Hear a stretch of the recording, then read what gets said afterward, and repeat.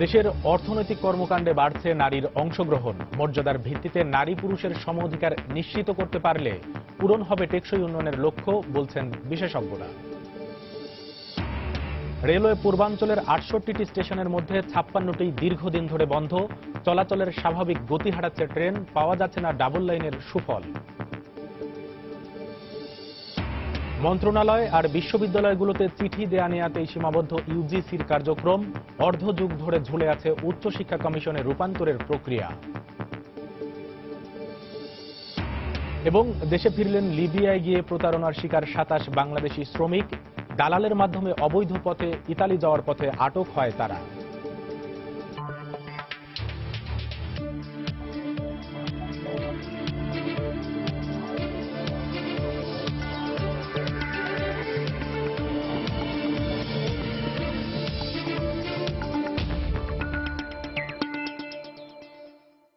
দেখছিলেন শিরোনাম।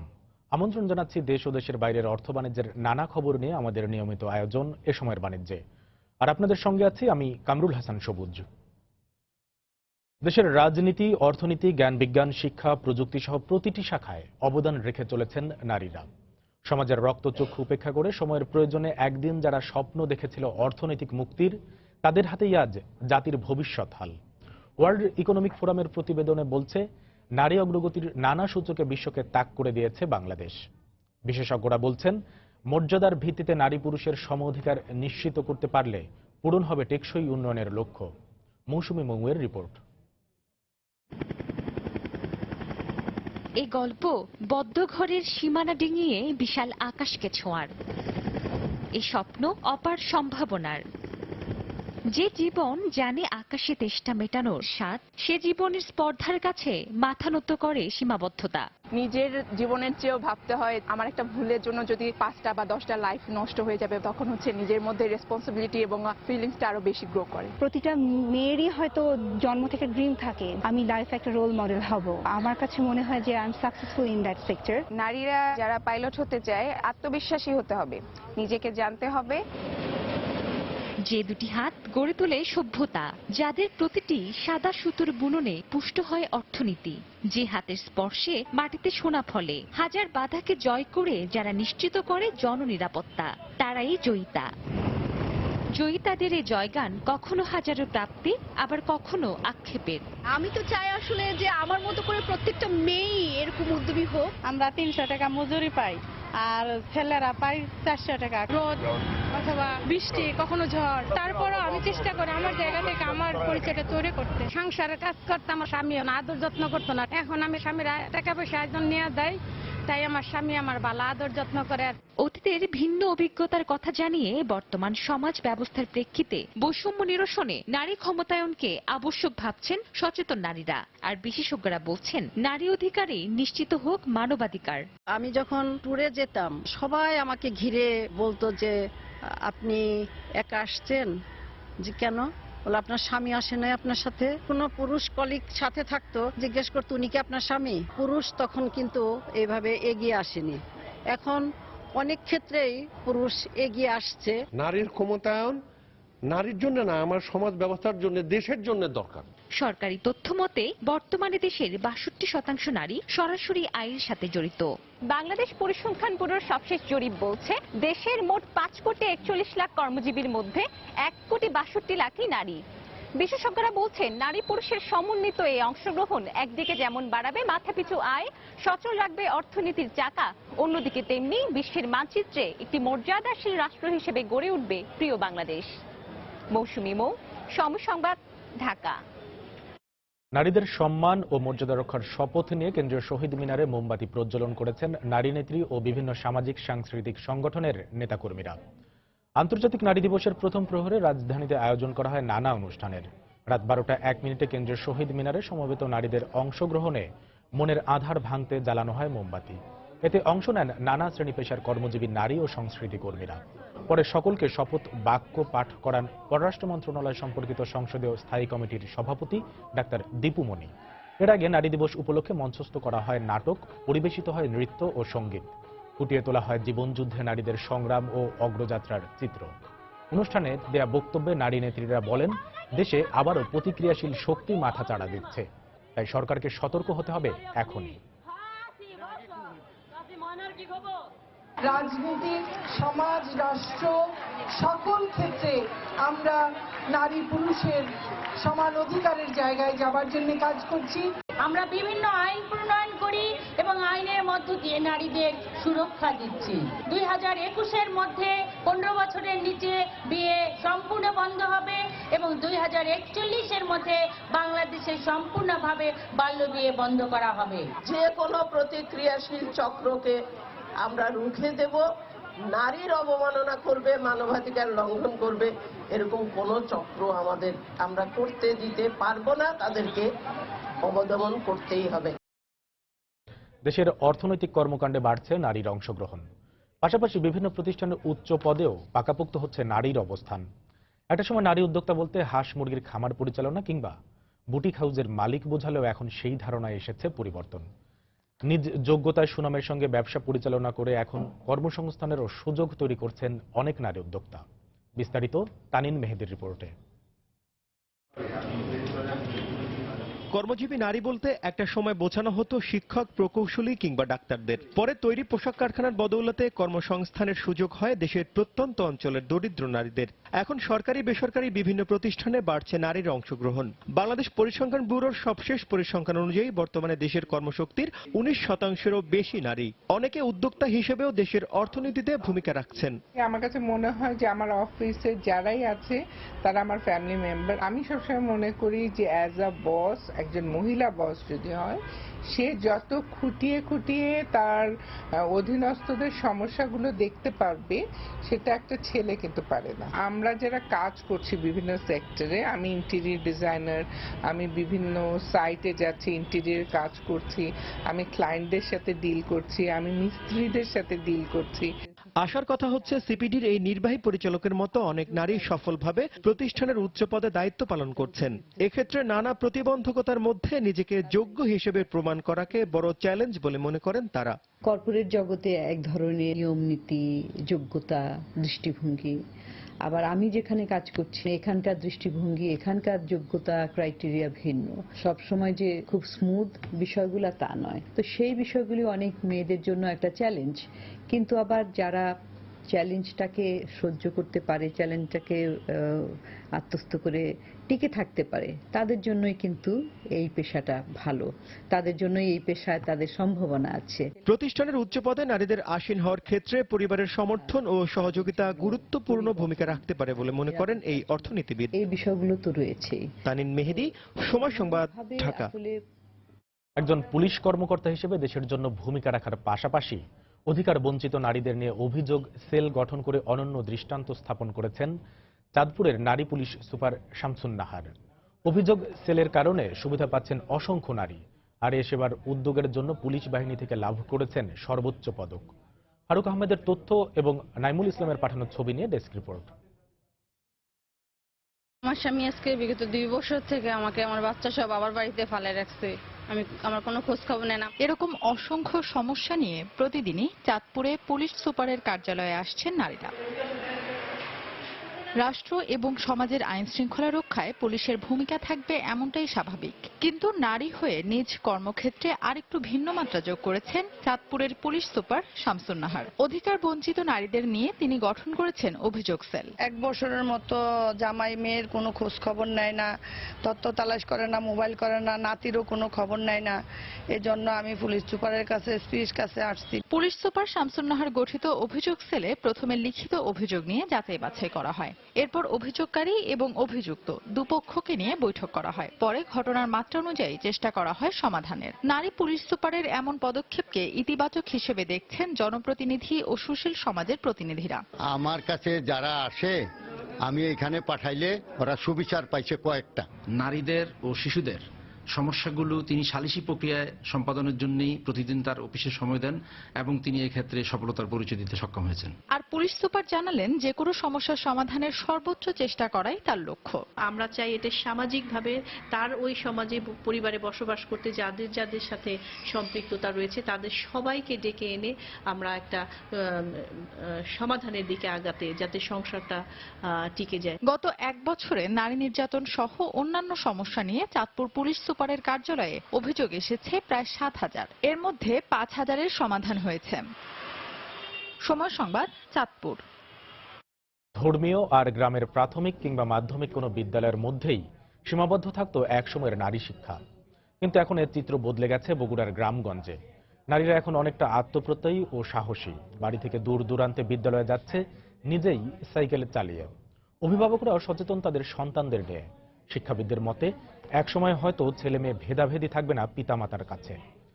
গ্রামীণ বিদ্যালয়ের নারী শিক্ষা নিয়ে বিস্তারিত মাজেদুর রহমানের রিপোর্টে ছবি তুলেছেন রবিউল ইসলাম। বগুড়া সদরের নিভৃত গ্রামের সাত শিমুলিয়া উচ্চ বিদ্যালয়। অষ্টম শ্রেণীর ছাত্রী মাফরুহা নাজনীন 7 কিলোমিটার দূর থেকে সাইকেল চালিয়ে আসে এই বিদ্যালয়ে। তার চোখে মুখে স্বপ্ন বড় কিছু হওয়ার, তাই লোকলজ্জা কিংবা কোনো কটু কথা দমাতে পারেনি তাকে। শুধু নাজনীনই নয়, এই বিদ্যালয়ের অর্ধশত ছাত্রী এখন নিয়মিতই দূর দূরান্ত থেকে সাইকেল চালিয়ে আসছে বিদ্যালয়ে। এতে করে সময় খরচ দুটোই বাঁচছে তাদের। আমি সাইকেল নিয়ে আসি এবং এটা আমার সময় বাঁচে। আমার ইচ্ছা আমি বড় হয়ে ডাক্তার হব। আমাদের ভালো কিছু করতে হলে লজ্জা, সংকোচ, ভয়, ভীতি এগুলো পিছনে ফেলে চলতে হবে। আমার বাবা আমাকে সাইকেল কিনে দিয়েছে, তাতে আমার অনেক সুবিধা হয়েছে। আমরা প্রমাণ করে দিতে চাই যে নারীর সব ন্যায্য অধিকার আমরা বুঝে নিতে পারি। অতীতের মতো আর ভুল করতে চান না অভিভাবকরা। বাল্য বিবাহ না দিয়ে মানুষ হিসেবে গড়ে তুলতে চান তাদের নারী সন্তানদের।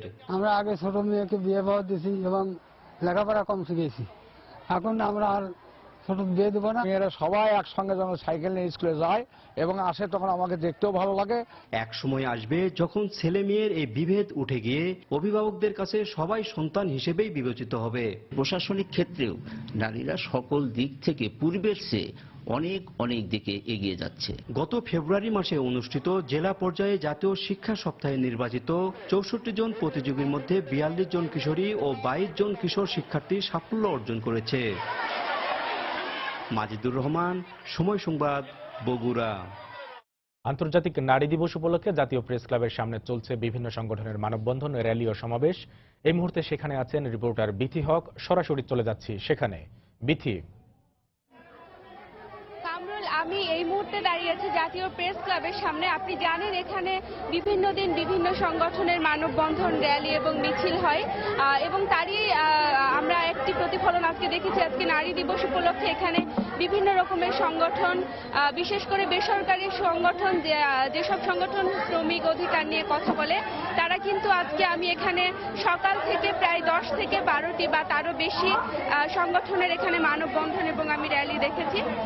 এখানে আসলে শ্রমিকরা, নারী শ্রমিকরা যে বিভিন্নভাবে বঞ্চিত হয়, কর্মক্ষেত্রে সুরক্ষা, তাদের বেতন বৈষম্য থেকে শুরু করে মাতৃত্বকালীন ছুটি, এসব বিভিন্ন বিষয় নিয়ে দাবির কথা উঠে এসেছে। আরেকটি খুব গুরুত্বপূর্ণ দুটি দাবির কথা আমরা এখানে দেখেছি। সে দুটি হচ্ছে, একটি হাইকোর্টের রায়ে যে যৌন হয়রানি বিষয়ক যে একটি আইনের কথা ছিল, তারা সেটির একটি জোর দাবি জানিয়েছে এটি বাস্তবায়নের জন্য, এবং আরো একটি দাবি যে প্রত্যেকটি অফিস আদালতে যেন নারী শ্রমিকদের কাজের সুবিধার্থে আসলে শিশু লালন কেন্দ্র গড়ে তোলা হয়, তাতে করে নারী শ্রমিকরা নির্বিঘ্নে কাজ করতে পারবেন। এবং আমরা নারী দিবসের যে আসলে যে ইতিহাস আমরা জানি যে মূলত এটা শ্রমিক অধিকার দিয়েই শুরু হয়েছিল। 1857 সালে সুতা কারখানার শ্রমিকরা, নারী শ্রমিকরা মূলত তারা তাদের কর্মক্ষেত্রে যে বৈষম্যের প্রতিবাদে যে আন্দোলনে নেমেছিল এবং বাংলাদেশের তারই প্রতিফলন হিসেবে 1971 সাল থেকে বাংলাদেশে নারী দিবস পালন হয়ে আসছে। তো আসলে এই যে এই এত বছরে নারীদের প্রতি যে মানসিকতা এবং নারী পুরুষের যে সমতার বিষয়টি, সেটি কিন্তু এখন পর্যন্ত আমরা কথা বলে জেনেছি নারীরা এখনো বিভিন্নভাবে বঞ্চিত হয়ে আসছেন। তো তারা চাচ্ছেন যে তাদের শুধু কর্মক্ষেত্রে নয়, পরিবার, সমাজ তথা রাষ্ট্রীয়ভাবে তাদের যে এক ধরনের অধিকার এবং সেই অধিকারের সুরক্ষার কথাও কিন্তু তারা বারবার বলছেন। এখানে আমরা দেখেছি যে সব নারী শ্রমিক একদমই অনেকে আছেন যে যারা কাজ করতেও এখন খুব একটা বেশি মানে তাদের সক্ষমতা নেই, কিন্তু তারপরেও তাদের কাজ করতে হচ্ছে। তো এই যে নারী শ্রমিকরা তাদের যে বিভিন্ন ধরনের বৈষম্য, তাদের যে অধিকার আদায়ের আন্দোলন, এটি তারা চালিয়ে যাবেন বলছেন। তাদের যে এই অধিকার আদায়ের আন্দোলন তারা এটি চালিয়ে যাবেন বলছেন এবং তারা আশা করছেন যে আমাদের দেশে যেন নারী পুরুষ সমতার যে আন্দোলন সেটি দ্রুত বাস্তবায়ন হোক। তো কামরুল, এই ছিল জাতীয় প্রেস ক্লাবের সামনে থেকে আমার কাছে পাওয়া সর্বশেষ তথ্য। দর্শক, জাতীয় প্রেস ক্লাবের সামনে থেকে নারী দিবস উপলক্ষে আয়োজিত বিভিন্ন মানববন্ধনের র্যালি সমাবেশের খবর জানাচ্ছিলেন বিথি হক। লিবিয়ায় গিয়ে প্রতারণার শিকার হয়ে 27 বাংলাদেশি শ্রমিক দেশে ফিরেছেন। সকালে টার্কিশ এয়ারলাইন্সের একটি বিমানে করে তারা দেশে ফেরেন। এ সময় কয়েকজন শ্রমিক জানায় লিবিয়া থেকে ইতালি যাওয়ার সময় যাচ্ছিল। দেশীয় এবং লিবিয়ার কিছু দালালের মাধ্যমে তারা সেখানে যায় বলেও জানায় লিবিয়া ফেরত কয়েকজন শ্রমিক।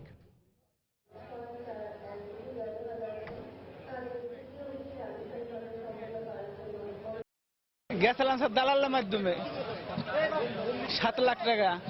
হ্যাঁ, দালাল বলছে প্রতি মাসে তোমরা 60,000 টাকা খাইনি, 60,000 টাকা পাঠাবা। এই কারণে আমরা গেছি, নইলে আমরা যাইতাম না স্যার। যাই দেখি লিবিয়া মাসে 8,000 টাকা পাঠাইতে খুব কষ্ট হয়ে যাবে।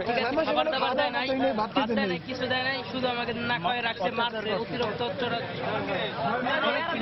জায়গা বিক্রি করছি, বাড়ি আসলে বিক্রি করে দিয়েছি, সব শেষ, আর কিছু নাই আমার। রাজধানীতে সাইবার ক্রাইম ও নিরাপদ ইন্টারনেট বিষয়ক 2 দিন ব্যাপী আন্তর্জাতিক কর্মশালা শুরু হয়েছে। মঙ্গলবার কর্মশালার উদ্বোধন করেন জাতীয় সংসদের speaker doctor Shirin Sharmin Chowdhury.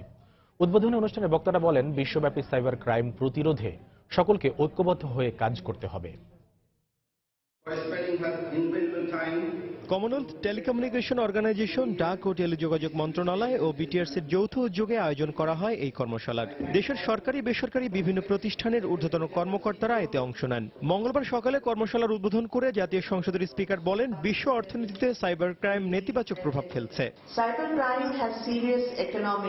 Cyber crime অর্থনীতিতে নেতিবাচক প্রভাব ফেলছে। গ্রাহকদের তথ্য চুরি, ক্রেডিট কার্ড জালিয়াতির ঘটনা আজকাল প্রায়ই ঘটছে। অ্যাকাউন্ট হ্যাক করে টাকা হাতিয়ে নেওয়া সবচেয়ে বড় নিরাপত্তা হুমকি হয়ে দাঁড়িয়েছে। আর তাই ব্যাংক, সরকারি প্রতিষ্ঠান, কর্পোরেট ও স্বাস্থ্য খাতে ইন্টারনেটের সুরক্ষা খুবই জরুরি।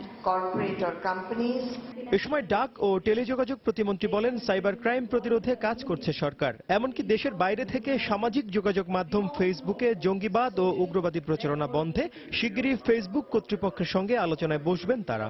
সাইবার সিকিউরিটিতে বিনিয়োগ হচ্ছে আমাদের অর্থনীতিকে আরো মজবুত করবে। মার্চ মাসে ফেসবুক অথরিটির সঙ্গে আমরা আরো এক্সটেন্সিভ আলোচনায় বসছি যে এই সমস্যাগুলো, উগ্রবাদ, জঙ্গিবাদ, এগুলো ছড়ায় যে পেজগুলো বা এগুলোর ব্যাপারে যেগুলো বিভিন্ন বিদেশ থেকে পরিচালিত হয়, সেগুলোর ব্যাপারে আমরা কার্যকর কি পদক্ষেপ গ্রহণ করতে পারি সমন্বিতভাবে। কমনওয়েলথ টেলিকমিউনিকেশন অর্গানাইজেশনের মহাসচিব বলেন, বাংলাদেশে নিরাপদ ইন্টারনেট নিশ্চিত করতে তরুণদের মধ্যে সচেতনতা বাড়াতে হবে। সে লক্ষ্যে বাংলাদেশ সরকারের সঙ্গে কাজ করে যাচ্ছেন তারা। এটা এক ধরনের সচেতনতামূলক কাজ। সাইবার স্পেস ব্যবহারে তরুণ ও কিশোরদের কিভাবে আরো সচেতন করা যায় সে লক্ষ্যে আমরা কাজ করছি। আমি আশা করি এ ব্যাপারে বাংলাদেশ সরকার কার্যকর পদক্ষেপ গ্রহণ করবে। 2 দিনব্যাপী কর্মশালায় সাইবার সিকিউরিটি, শিশুদের জন্য নিরাপদ ইন্টারনেট ও ব্রডব্যান্ড বিষয়ক 8টি সেশন অনুষ্ঠিত হবে। তানিন মেহেদি, সময় সংবাদ, ঢাকা। নেই প্রয়োজনীয় ক্ষমতা, লোকবল, অথচ তদারকির দায়িত্ব তাদের। দেশের উচ্চশিক্ষা প্রতিষ্ঠানগুলোর নিয়ন্ত্রক সংস্থা বিশ্ববিদ্যালয় মঞ্জুরি কমিশন ইউজিসি দিনে দিনে তাই কার্যকারিতা হারাচ্ছে বলে মনে করছেন শিক্ষাবিদরা। তারা বলছেন, এ প্রতিষ্ঠানটির দায়িত্ব এখন শুধু মন্ত্রণালয় আর বিশ্ববিদ্যালয়গুলোর মধ্যে চিঠি আদান প্রদানে সীমাবদ্ধ। আর এ ইউজিসিকে পর্যাপ্ত ক্ষমতা দিয়ে উচ্চশিক্ষা কমিশনে রূপান্তরের বিষয়টি ঝুলে আছে প্রায় অর্ধযুগ ধরে। তবে শিক্ষা মন্ত্রণালয়ের পক্ষ থেকে আশ্বাস দেওয়া হচ্ছে, শিগগিরই আলোর মুখ দেখতে যাচ্ছে এ কমিশন। এহসান জুয়েলের রিপোর্ট। 70-এর দশকে বিশ্ববিদ্যালয় মঞ্জুরি কমিশনের যখন জন্ম হয়েছিল, তখন দেশে সরকারি বিশ্ববিদ্যালয়ের সংখ্যা ছিল মাত্র 4টি। এরপর সময়ের সঙ্গে বেড়ে সরকারি বিশ্ববিদ্যালয়ের সংখ্যা এখন 37টি আর বেসরকারি বিশ্ববিদ্যালয় রয়েছে 83টি। তবে সেই একই কাঠামো রয়ে গেছে ইউজিসি। তারা স্বায়ত্তশাসিত প্রতিষ্ঠান, আমার মনে হয় না যে তাদের সেই ফ্রিডমটা এখন আছে। মাস্টার শেষ মানে বাংলাদেশের পড়ালেখা শেষ। যে পরিমাণ আমার শিক্ষা পাওয়া দরকার ছিল আমি সেরকম পাই নাই। কথায় বলতে গেলে এরা ঢাল তোলার বিহীন নিধিরাম সর্দার। শিক্ষক নিয়োগটা এবং শিক্ষার মান উন্নয়নের বিষয় ইউজিসি মোটামুটি গত কয়েক বছরে দৃশ্যমান কোনো কাজ করে নাই। বিশ্ববিদ্যালয়ে শিক্ষার মানে অবনতি, নিয়োগ পদোন্নতিতে দুর্নীতি সহ বিভিন্ন অনিয়মে ইউজিসির সর্বোচ্চ ক্ষমতা তদন্ত করা এবং এ বিষয়ে সুপারিশ জমা দেওয়ায় সীমাবদ্ধ। যে লোকবল তাদের আর তাদের যে আইনগত যে সুরক্ষা তাদের দেওয়া হয়েছে সেটা এতই দুর্বল, আমরা যাকে ঠাট্টা করে বলি একটা ডাক বাক্সের মতো। অর্থাৎ সরকারের সিদ্ধান্ত বিশ্ববিদ্যালয়কে জানানো আর বিশ্ববিদ্যালয়ের চিঠি সরকারের কাছে নিয়ে যাওয়া। বর্তমান আইনে আমরা শিক্ষা মন্ত্রণালয়কে পরামর্শ দিতে পারি, এর বাইরে আমরা কিছু করতে পারি না। সমস্যা সমাধানে উচ্চশিক্ষা কমিশন গঠনের কাজ শুরু হয় 2010 সালে, তবে তাতে গতি আসেনি। গত বছরের 2 আগস্ট কমিশনের খসড়া মন্ত্রিসভার বৈঠকে তোলা হয়। 6 অক্টোবর প্রশাসনিক উন্নয়ন সংক্রান্ত সচিব কমিটিতে সেটি পর্যালোচনা করতে ফেরত পাঠায় মন্ত্রিসভা। অ্যাক্রিডিটেশন কাউন্সিল গঠন করা হবে। তবে সোমবার অ্যাক্রিডিটেশন কাউন্সিল বিলটি সংসদে পাশ হওয়ায় এটির সাথে কিছু কিছু অংশ সাংঘর্ষিক হওয়ায় উচ্চশিক্ষা কমিশনের বিষয়টি আবারও ঝুলে যেতে পারে। প্রশাসনিক উন্নয়ন সংক্রান্ত সচিব কমিটিতে সেখানে ওনাদের পরীক্ষা নিরীক্ষার মধ্যে আছে, তো ওনারা ওনাদের মতামত প্রয়োগ করবেন। আমরা আশা করি খুব সহসাই চলে আসবে। এখন এভাবে সুনির্দিষ্টভাবে বলা যাচ্ছে না, তবে ওনারা আমাদেরকে জানিয়েছেন এটার উপর কাজ চলছে আজকে। ইউজিসি থেকে পাঠানো খসড়ায় কমিশন সরাসরি রাষ্ট্রপতির অধীনে রাখার প্রস্তাবনা থাকলেও বর্তমান খসড়ায় এটিকে শিক্ষা মন্ত্রণালয়ের অধীনে রাখা হচ্ছে। হাতের আঙ্গুলে গোনা কয়েকটি সরকারি বিশ্ববিদ্যালয়ের জন্য প্রতিষ্ঠা করা হয়েছিল বিশ্ববিদ্যালয় মঞ্জুরি কমিশনের। সময়ের সঙ্গে সঙ্গে সরকারি বিশ্ববিদ্যালয়ের সংখ্যা যেমন বেড়েছে, তার কয়েকগুণ বেড়েছে বেসরকারি বিশ্ববিদ্যালয়ের সংখ্যা। কিন্তু প্রয়োজনীয় ক্ষমতা আর লোকবলের অভাবে দিনে দিনে কার্যকারিতা হারাচ্ছে ইউজিসি। এক্ষেত্রে সংশ্লিষ্টরা বলছেন, দেশের উচ্চশিক্ষার কাঙ্ক্ষিত মান তদারকিতে দ্রুত কার্যকর করা প্রয়োজন উচ্চশিক্ষা কমিশনের। ইহসান জুয়েল, সময় সংবাদ, ঢাকা। রেলওয়ে পূর্বাঞ্চলের প্রথম 68টি স্টেশনের মধ্যে প্রয়োজনীয় জনবলের অভাবে 56টি স্টেশন দীর্ঘদিন ধরে বন্ধ থাকায় ট্রেন চলাচল স্বাভাবিক গতি হারাচ্ছে। এর মধ্যে 43টি স্টেশন স্থায়ীভাবে বন্ধ ঘোষণা করেছে রেলওয়ে কর্তৃপক্ষ। এছাড়া অস্থায়ীভাবে বন্ধ বাকি 13টি স্টেশন। বন্ধ স্টেশন অতিক্রম করার সময় ট্রেনের গতিমাত্রা মাত্র 16 কিলোমিটারে নামিয়ে আনতে হয়। ফলে নতুন ইঞ্জিন কেনার পাশাপাশি ডাবল লাইন চালু করেও যাত্রীদের গন্তব্যে পৌঁছাতে হচ্ছে দেরিতে। বিস্তারিত জানাচ্ছেন কমল দে। ট্রেন চলাচলে গতি আনার জন্য গত 1 দশকে রেলওয়ে পূর্বাঞ্চলে কয়েক হাজার কোটি টাকার উন্নয়ন কাজ করা হয়েছে। এর মধ্যে ডাবল লাইন স্থাপন এবং বিদেশ থেকে আনা হচ্ছে নতুন ইঞ্জিন ও বগি। কিন্তু এত কিছুর পরও ট্রেনের গতি ঠিক আগের মতোই। রেলওয়ে কর্মকর্তাদের মতে এর প্রধান কারণ হলো বন্ধ স্টেশন। রেলওয়ে পূর্বাঞ্চলের 168টি স্টেশনের মধ্যে বর্তমানে পুরোদমে 112টি স্টেশন চালু রয়েছে। 1985 সাল থেকে লোকবল নিয়োগ না হয় বন্ধ স্টেশনের জন্য জনবলের ঘাটতিকে দায়ী করলেন পূর্বাঞ্চলের এই শীর্ষ কর্মকর্তা। 85 এর পরে আর রেলওয়ে রিক্রুটমেন্ট ঝিমিয়ে গিয়েছিল, রেলওয়ে রিক্রুটমেন্ট করা হয়নি। তারপরে আরেকটা মরারপুর খাড়ার ঘা এসেছিল, গোল্ডেন হ্যান্ডশেক দিয়ে আমাদের অনেক কর্মচারীকে বিদায় করা হয়েছে। এই সকল কারণে আমাদের লোক শর্ট হয়ে গেছে। রেলওয়ের তথ্য মতে 2008 সালে মিরেশ্বরে স্টেশন বন্ধের মধ্য দিয়ে শুরু হয় স্টেশন বন্ধ হয়ে যাওয়ার প্রক্রিয়া। এরপর একে একে বন্ধ করা হয় বিভিন্ন রুটের স্টেশন। শুধুমাত্র ঢাকা চট্টগ্রাম রুটে স্থায়ীভাবে বন্ধ রয়েছে 14টি স্টেশন। এর ফলে ওইসব স্টেশনের যাত্রীদের চরম ভোগান্তিতে পড়তে হচ্ছে।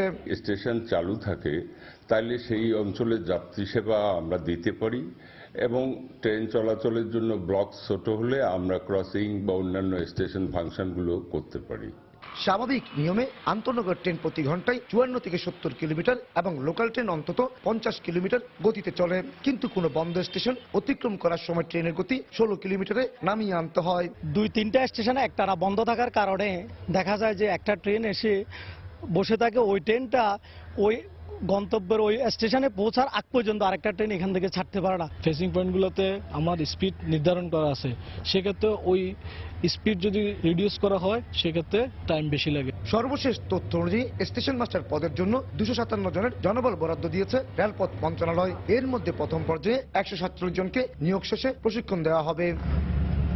কমল দে, সময় সংবাদ, চট্টগ্রাম।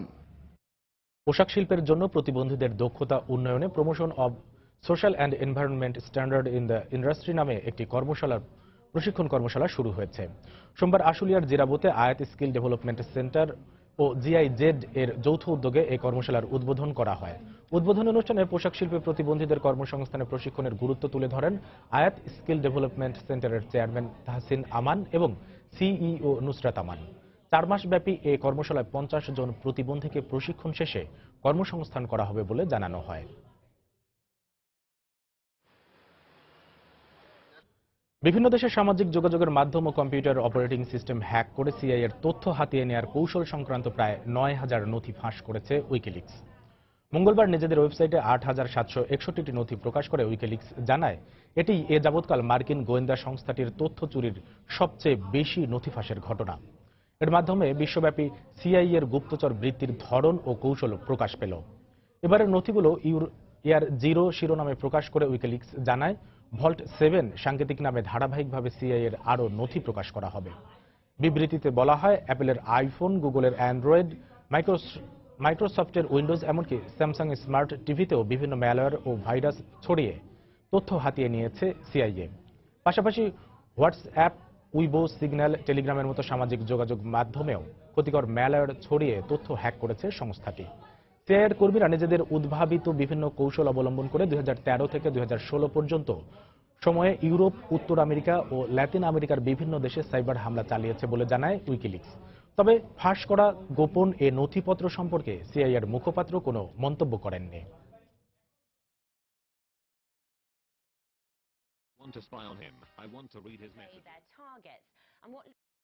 ব্রেক্সিট বিষয়ে ব্রিটিশ পার্লামেন্টে উত্থাপিত বিলে আবারও থেরেসা মের সরকারের বিপক্ষে রায় দিয়েছেন সদস্যরা। ব্রেক্সিটের জন্য পার্লামেন্টের ভোটাভুটির প্রয়োজনীয়তার বিষয়টি মঙ্গলবার 366-268 ভোটে পাশ হয়। এদিন 3 ঘণ্টা বিতর্কের পর পার্লামেন্টের সদস্যরা একটি আইন সংশোধনের পক্ষে মত দেন, যেখানে ব্রেক্সিটের প্রক্রিয়া শুরু করতে প্রধানমন্ত্রী থেরেসা মেকে ইউরোপীয় ইউনিয়নকে আনুষ্ঠানিকভাবে জানানোর কর্তৃত্ব দেওয়া হয়। তবে ব্রেক্সিটের চূড়ান্ত সিদ্ধান্তের আগে পার্লামেন্টের উভয় কক্ষের অনুমতি নিতে হবে ব্রিটিশ সরকারকে। পার্লামেন্টের ওয়েবসাইটের তথ্য অনুযায়ী 1831 সালের পর এদিনই 2 কক্ষে সবচেয়ে বেশি সদস্য উপস্থিত ছিলেন। গত বছরের 23 জুন অনুষ্ঠিত গণভোটে ইউরোপীয় ইউনিয়ন থেকে বেরিয়ে যাওয়ার পক্ষে রায় দেয় সংখ্যাগরিষ্ঠ ব্রিটিশ জনগণ।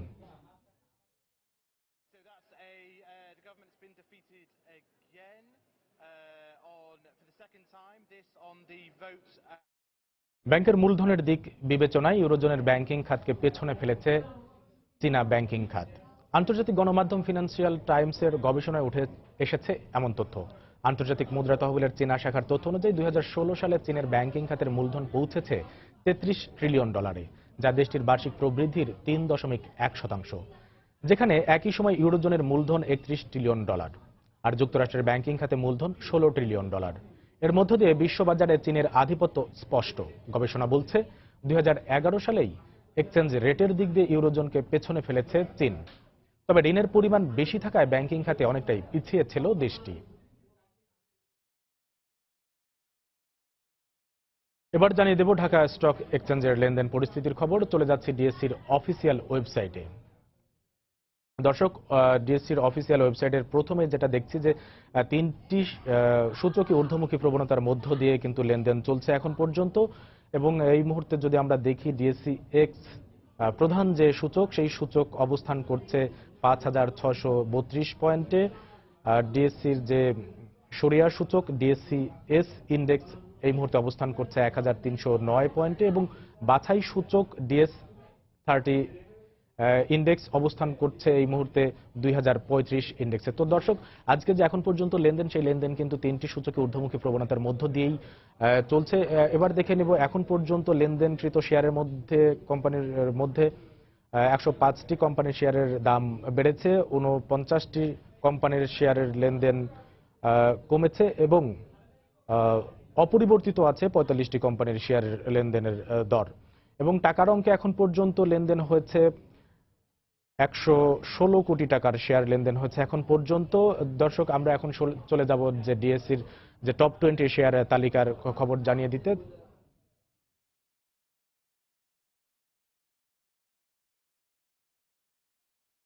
টপ 20 শেয়ার তালিকার প্রথমেই রয়েছে কেয়া কসমেটিক্স লিমিটেড। এই মুহূর্তে এই কোম্পানির প্রতিটি শেয়ার লেনদেন হচ্ছে 16 টাকা 40 পয়সা এবং সর্বোচ্চ দর উঠেছিল 16 টাকা 60 পয়সা এবং সর্বনিম্ন 16 টাকা 10 পয়সাতে এই কোম্পানির শেয়ার লেনদেন হচ্ছে এবং গতকাল সর্বশেষ লেনদেন মূল্য ছিল 15 টাকা 80 পয়সা। তো সেই হিসেবে গতকাল যে লেনদেন মূল্য ছিল সেই লেনদেনের মূল্যের চেয়ে কিন্তু আজকে এখন পর্যন্ত একটু বেশি দামেই বিক্রি হচ্ছে এই কোম্পানির প্রতিটি শেয়ার। তালিকার দ্বিতীয় নম্বরে রয়েছে shepherd industries limited. Shepherd industries লিমিটেডের প্রতিটি শেয়ার এই মুহূর্তে লেনদেন হচ্ছে 48 টাকা 80 পয়সা এবং সর্বোচ্চ দর উঠেছিল 49 টাকা 90 পয়সা এবং সর্বনিম্ন এই কোম্পানিটির শেয়ার কিন্তু 37 টাকা 10 পয়সাতেও লেনদেন হয়েছে এবং তালিকার তৃতীয় নম্বরে রয়েছে লঙ্কা বাংলা ফাইন্যান্স। এই কোম্পানির প্রতিটি শেয়ার এই মুহূর্তে লেনদেন হচ্ছে 67 টাকা 30 পয়সা এবং সর্বোচ্চ দর উঠেছিল 68 টাকা 50 পয়সা এবং সর্বনিম্ন 66 টাকা 50 পয়সাতেও লেনদেন হয়েছে এবং গতকাল সর্বশেষ লেনদেন মূল্য ছিল 66 টাকা 70 পয়সা। তালিকার চতুর্থ নম্বরে রয়েছে বিএসসি। এই কোম্পানির প্রতিটি শেয়ার লেনদেন হচ্ছে 591 টাকা 30 পয়সায় এবং সর্বোচ্চ দর উঠেছিল 604 টাকা এবং সর্বনিম্ন 582 টাকাতে এই কোম্পানির প্রতিটি শেয়ার লেনদেন হয়েছে এবং গতকাল সর্বশেষ লেনদেন মূল্য ছিল 577 টাকা 40 পয়সা। তালিকার পঞ্চম নম্বরে রয়েছে এএফসি অ্যাগ্রো। এই কোম্পানির প্রতিটি শেয়ার এই মুহূর্তে লেনদেন হচ্ছে 66 টাকা 20 পয়সায় এবং এই মুহূর্তে সর্বোচ্চ দরদাম উঠেছিল 66 টাকা 40 পয়সা এবং সর্বনিম্ন 64 টাকা 70 পয়সাতেও এই কোম্পানির শেয়ার লেনদেন হয়েছে এবং গতকাল সর্বশেষ লেনদেন মূল্য ছিল 64 টাকা 20 পয়সা। তালিকার ষষ্ঠ নম্বরে রয়েছে সিটি ব্যাংক। এই কোম্পানির প্রতিটি শেয়ার লেনদেন হচ্ছে 34 টাকা 20 পয়সা, সর্বোচ্চ দর উঠেছিল 34 টাকা 40 পয়সা এবং সর্বনিম্ন 33 টাকা 90 পয়সাতেও লেনদেন হয়েছে এই এখন পর্যন্ত এবং গতকাল সর্বশেষ লেনদেন মূল্য ছিল 33 টাকা 80 পয়সা। তালিকার সপ্তম নম্বরে রয়েছে পেনিনসুলার প্রতিটি শেয়ার এই মুহূর্তে লেনদেন হচ্ছে 34 টাকা 70 পয়সা এবং সর্বোচ্চ দর উঠেছিল 35 টাকা 80 পয়সায় এবং সর্বনিম্ন কিন্তু 34 টাকা 70 পয়সাতেও লেনদেন হয়েছে এবং গতকাল এই কোম্পানির প্রতিটি শেয়ারের সর্বশেষ লেনদেন মূল্য ছিল 34 টাকা 80 পয়সা। এবং এই তালিকার শেয়ারের অষ্টম নম্বরে রয়েছে সেন্ট্রাল ফার্মাসিউটিক্যালসের প্রতিটি শেয়ার এই মুহূর্তে লেনদেন হচ্ছে 34 টাকা 70 পয়সা, সর্বোচ্চ দর উঠেছিল 34 টাকা 90 পয়সা, সর্বনিম্ন দর উঠে 34 টাকা 60 পয়সাতেও লেনদেন হয়েছে এবং সর্বশেষ গতকাল লেনদেন মূল্য ছিল 34 টাকা 60 পয়সা। তো দর্শক, যে ঢাকা স্টক এক্সচেঞ্জের যে শেয়ার লেনদেনের পরিস্থিতির টপ 20 থেকে আমরা জানিয়ে দিলাম প্রথম 9টি কোম্পানির খবরাখবর। আবারও জানিয়ে দিচ্ছি এ সময়ের বাণিজ্যের শিরোনামগুলো। দেশের অর্থনৈতিক কর্মকাণ্ডে বাড়ছে নারীর অংশগ্রহণ, মর্যাদার ভিত্তিতে নারী পুরুষের সম অধিকার নিশ্চিত করতে পারলে পূরণ হবে টেকসই উন্নয়নের লক্ষ্য, বলছেন বিশেষজ্ঞরা। রেলওয়ে পূর্বাঞ্চলের 68টি স্টেশনের মধ্যে 56টি দীর্ঘদিন ধরে বন্ধ, চলাচলের স্বাভাবিক গতি হারাচ্ছে ট্রেন, পাওয়া যাচ্ছে না ডাবল লাইনের সুফল। মন্ত্রণালয় আর বিশ্ববিদ্যালয়গুলোতে চিঠি দেয়া নেয়াতেই সীমাবদ্ধ ইউজিসির কার্যক্রম, অর্ধযুগ ধরে ঝুলে আছে উচ্চ শিক্ষা কমিশনের রূপান্তরের প্রক্রিয়া। এবং দেশে ফিরলেন লিবিয়ায় গিয়ে প্রতারণার শিকার 27 বাংলাদেশি শ্রমিক, দালালের মাধ্যমে অবৈধভাবে ইতালি যাওয়ার পথে আটক হয় তারা। এই ছিল এ সময়ের বাণিজ্যে। যে কোনো খবর পেতে ভিজিট করুন সময়নিউজ.tv, সঙ্গে থাকুন সময়ে।